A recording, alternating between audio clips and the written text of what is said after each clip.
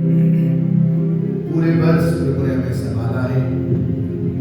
पूरे साल जो भी हमारे जीवन में घटित हुआ उन सब के लिए प्रभु को बार-बार धन्यवाद देते आ रहे हैं, धन्यवाद देते हैं।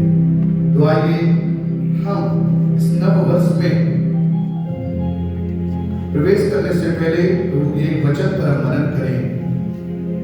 हम सुनेंगे दूसरा कुरिन्थियों अध्याय 5 और पद संख्या 17।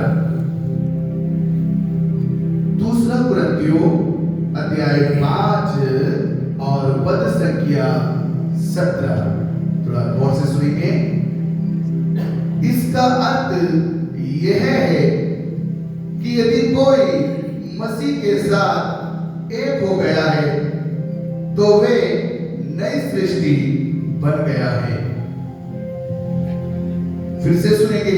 इसका अर्थ यह है कि यदि कोई मसीह के साथ एक हो गया है तो वे एक नई सृष्टि बन गया है।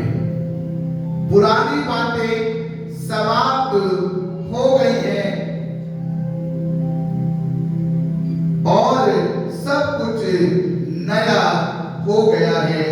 ये ईश्वर ने किया है। Hallelujah, hallelujah, hallelujah. मेरे अजीजों, जब हम नए साल में प्रवेश करने के लिए जा रहे हैं तो इस वचन पे मनन करना मेरे और आपके लिए बहुत ही जरूरी है।